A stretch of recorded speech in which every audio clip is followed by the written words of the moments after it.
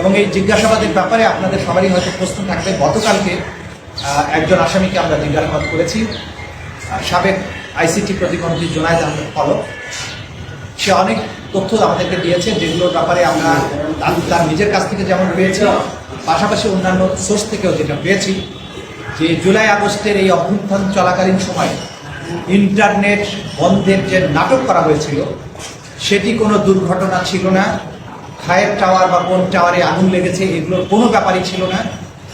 সেখানে সে স্বয়ং স্বীকারোক্তি দিয়ে বলেছে, আবার নিজে স্বীকার করেছে, এই ইন্টারনেট তদানীন্তন প্রধানমন্ত্রী এবং এই মামলাগুলোর প্রধান আসামি শেখ হাসিনার নির্দেশে সরাসরি প্রধানমন্ত্রীর কাছ থেকে নির্দেশনা আসার পরে তথ্য প্রতিমন্ত্রী নির্দেশ দিয়ে আইআইটি ইন্টারন্যাশনাল ইন্টারনেট গেটওয়ে, এই গেটওয়েদের একটা হোয়াটসঅ্যাপ গ্রুপ খোলা হয়।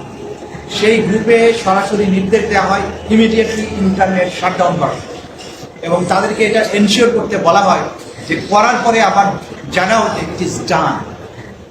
এই তথ্যগুলো আমরা বিভিন্ন সোর্স থেকে পেয়েছি, সেগুলো যাচাই বাছাইয়ের জন্য সেই সংশ্লিষ্ট আসামিকে আমরা জিজ্ঞাসাবাদ করেছি, তিনি এটা সত্যায়ন করেছেন।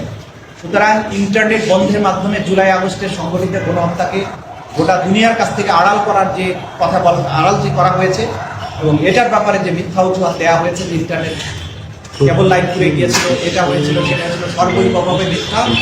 সম্পূর্ণ প্রধান যে নিউক্লিয়াস শেখ হাসিনা তার নির্দেশে, তার পরবর্তী কমান্ডার জুনায়েদ আহমেদ পলকের পরবর্তী নির্দেশে এই ইন্টারনেট প্রোভাইডার যারা আছে, বিটিসিএল আছে এবং বাংলাদেশ সাবমেরিন কেবলস পিএলসি, এরাও চিঠি দিয়ে জানিয়েছে যে তারা কার কার নির্দেশে এটা বন্ধ করেছে। সুতরাং এই রাষ্ট্রীয় সংস্থাগুলোকে বাধ্য করে তদানীন্তন ক্ষমতাশালীরা, এই আসামিরা বাংলাদেশের ইন্টারনেট শাটডাউন করেছিল এবং এই গণহত্যাকে এক্সপেডাইট